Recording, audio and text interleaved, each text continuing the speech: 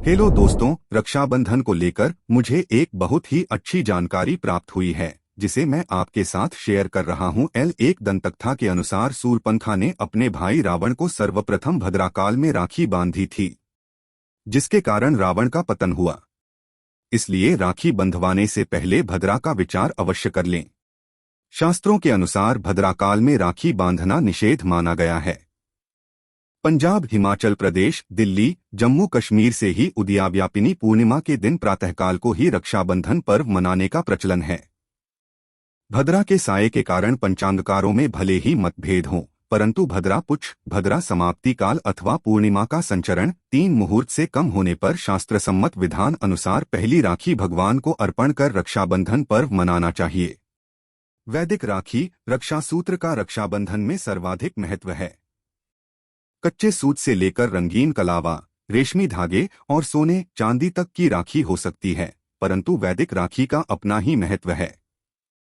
वैदिक परंपरा में 5 वस्तुओं दुर्वा, घास, अक्षत, चावल, केसर, चंदन और सरसों के दाने को रेशम के कपड़े में बांधकर कलावे में पिरोकर वैदिक राखी तैयार की जाती है।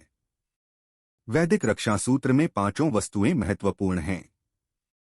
दुर्वा गणेश जी को प्रिय है। रक्षा सूत्र में दुर्वा का प्रयोग इसलिए किया जाता है ताकि भाई के जीवन में आने वाली सभी विघ्न बाधाओं को विघ्नहर्ता गणेश जी हर लें। अक्षत का प्रयोग अक्षय सुख समृद्धि के लिए और केसर अटूट प्रेम के लिए प्रयोग किया जाता है।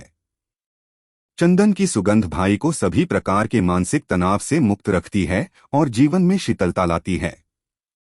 सरसों के दानों का प्रयोग दुर्गुणों का नाश कर संकटों को समाप्त करने के लिए किया जाता है। शुभता के लिए वैदिक राखी बनाकर अपने इष्ट देव को बांधने की परंपरा आज भी विद्यमान है।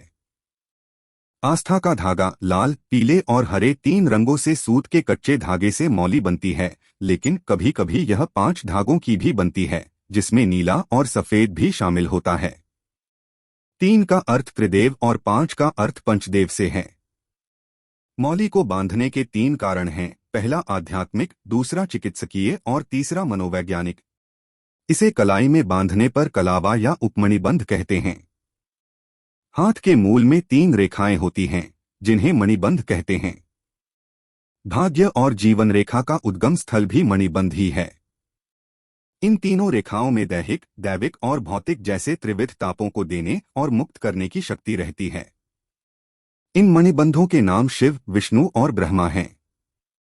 इसी तरह शक्ति, लक्ष्मी और सरस्वती का भी यहाँ साक्षात वास रहता है। जब हम कलावा का मंत्र पढ़कर रक्षा के लिए कलाई पर बांधते हैं तो यह 3 धागों का सूत्र त्रिदेवों और त्रिशक्तियों को समर्पित हो जाता है, जिससे इसे पहनने वाले प्राणी की सब तरह से रक्षा होती है।